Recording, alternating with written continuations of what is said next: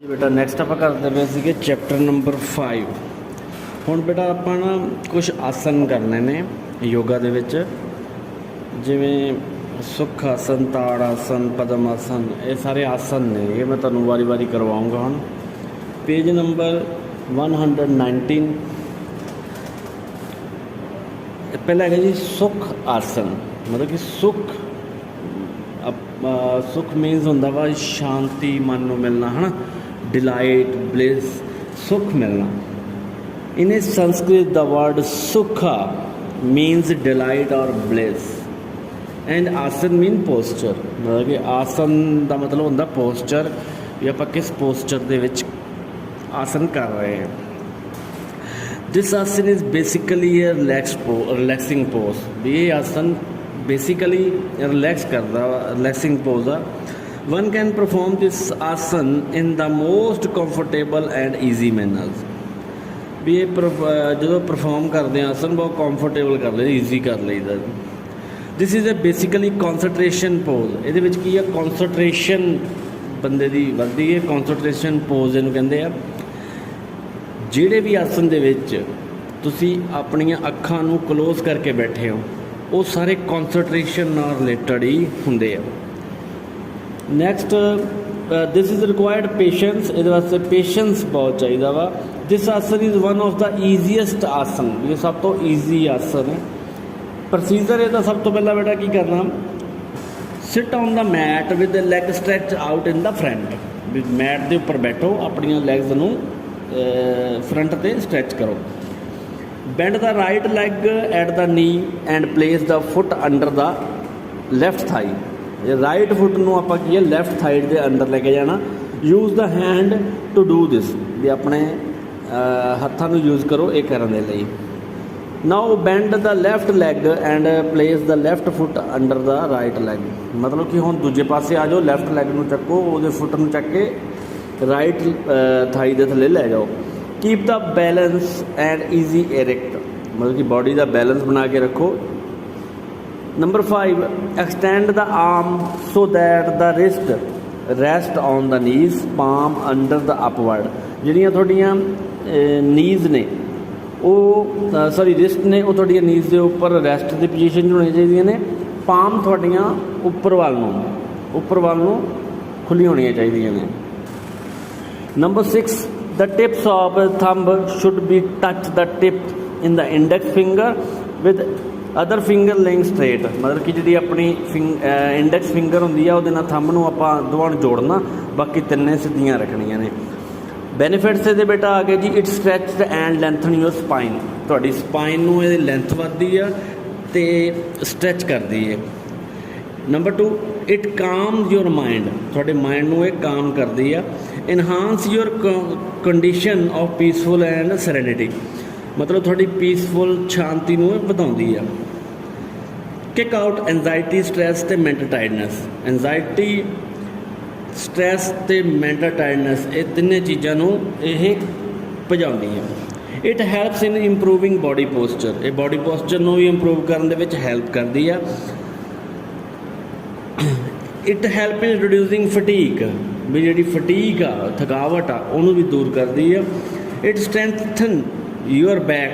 थोड़ी जी बैक आ उन्होंने स्ट्रैंथन करती है, भी ज़्यादा समय तक तुसी इस पोजीशन में बैठ सकते हो, थकदी नहीं छेती। It stretch your ankle and knees. Ankle तो नीज दोनों स्ट्रैच करती है। It give a gentle massage to your knee, calf muscle and your thighs also. इन्होंने तिन्हों एक तरह की जेंटली मसाज ही मिलती है। ये नैक्सट बेटा नैक्सट पेज आ गया जी। ये आप हम प्रकॉशनस करने सुख आसन के। पहला ही do not perform on a uneven place. जी उच्ची नीवी थां ते इहनूं परफॉर्म ना करो। Do the asana on a mat के उपर करो। It should be done slowly and smoothly. इनू बहुत स्लोली ते समूथली करना चाहिए, बहुत ही तेज़ी नहीं विखानी चाहिए। Do not force the knee down. भी अपनी नीज नूं ज़्यादा फोर्स ना करो, भी डाउन करने दे लई। Keep the spine, neck and head in a balance and erect position. मतलब कि ये तिन्ने चीज़ां स्पाइन, नैक ते हैड, इसका बैलेंस होना चाहिए तो एक लाइन दे विच होनी चाहिए ने। उस तो बाद आ गया बेटा जी ਕੰਟਰਾ ਇੰਡੀਕੇਸ਼ਨਸ ਕੀ ਨੇ ਇਹਦੀਆਂ? People who have experience knee injury are advised not to sit in this position for a long time. ਜਿਹੜੇ ਵੀ ਲੋਕਾਂ ਨੂੰ ਨੀਜ਼ ਦੀ ਇੰਜਰੀ ਸੀ ਜਾਂ ਉਹਨਾਂ ਦੀ ਕੋਈ ਸਰਜਰੀ ਹੋਈ ਆ ਜਾਂ ਕੋਈ ਹੋਰ ਪ੍ਰੋਬਲਮ ਆ ਤਾਂ ਉਹਨਾਂ ਨੂੰ ਲੰਬੇ ਸਮੇਂ ਤੱਕ ਇਸ ਆਸਨ ਦੇ ਵਿੱਚ ਨਹੀਂ ਬੈਠਣਾ ਚਾਹੀਦਾ। Second, avoid this in case of joint ਔਰ ਨੀ ਰਿਲੇਟਡ ਪ੍ਰੋਬਲਮ। ਅਗਰ ਕੋਈ ਤੁਹਾਨੂੰ ਜੁਆਇੰਟ ਔਰ ਨੀ ਰਿਲੇਟਡ ਕੋਈ ਪ੍ਰੋਬਲਮ ਆ ਤਾਂ ਇਹਨੂੰ ਨਾ ਕਰੋ, ਅਵੋਇਡ ਕਰੋ। ਨੰਬਰ 2, ਤਾੜ ਆਸਨ। ਹੁਣ ਬੇਟਾ ਤਾੜ ਆਸਨ ਹੁੰਦਾ ਕੀ ਹੈ ਅਸਲ ਵਿੱਚ? ਸਭ ਤੋਂ ਪਹਿਲਾਂ ਦਾ ਵਰਡ ਤਾੜ ਇਹਨੇ ਸੰਸਕ੍ਰਿਤ ਮੀਨਸ ਪਾਮ ਟਰੀ। ਜਿਹੜਾ ਪਾਮ ਟਰੀ ਆ ਉਹਨੂੰ ਤਾੜ ਕਹਿੰਦੇ ਆ ਸੰਸਕ੍ਰਿਤ ਦੇ ਵਿੱਚ। ਇਹ ਸੰਸਕ੍ਰਿਤ ਭਾਸ਼ਾ ਤੋਂ ਲਿਆ ਗਿਆ ਵਰਡ ਹੈ ਪਾਮ ਤਾੜ, ਤੇ ਇਹਦਾ ਇੰਗਲਿਸ਼ 'ਚ ਨਾਮ ਹੈ ਪਾਮ ਟਰੀ। ਦਿਸ ਆਸਨ ਇਜ਼ ਕਾਲਡ ਤਾੜ ਆਸਨ because in the asan the person stands straight like a palm tree stretching the whole body upward।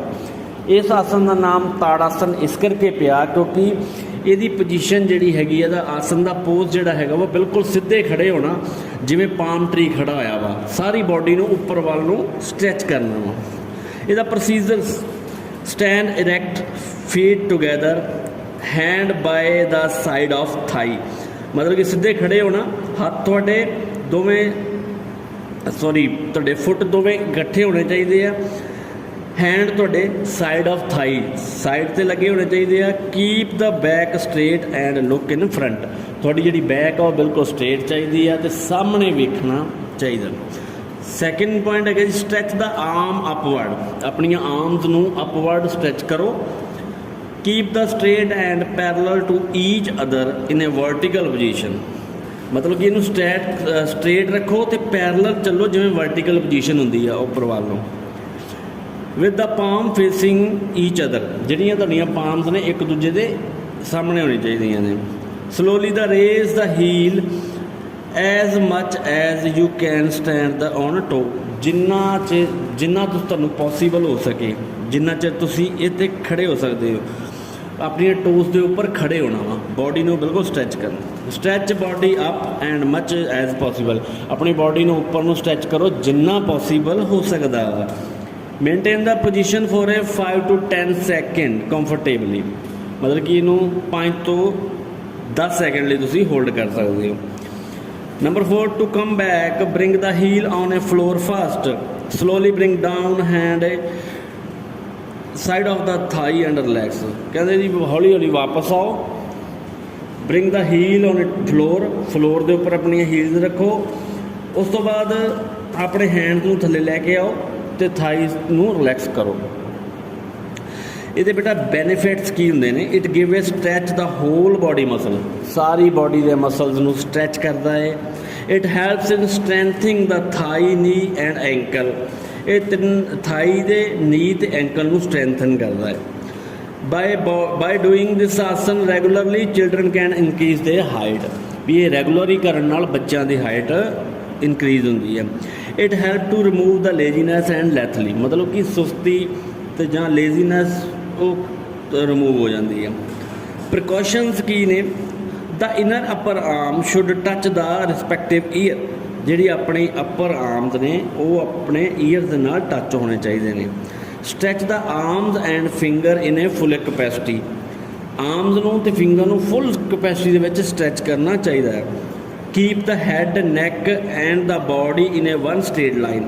ਤੁਹਾਡਾ ਹੈਡ, ਨੈਕ ਅਤੇ ਬਾਡੀ ਇੱਕ ਸਟ੍ਰੇਟ ਲਾਈਨ ਦੇ ਵਿੱਚ ਹੋਣੇ ਚਾਹੀਦੇ ਆ। Avoid bending forward and backward. ਇਹ ਆਪਣੀ ਬਾਡੀ ਨੂੰ ਨਾ ਅੱਗੇ ਬੈਂਡ ਕਰੋ ਨਾ ਪਿੱਛੇ ਕਰੋ, ਇਸ ਚੀਜ਼ ਨੂੰ ਅਵੋਇਡ ਕਰਨਾ ਚਾਹੀਦਾ ਹੈ।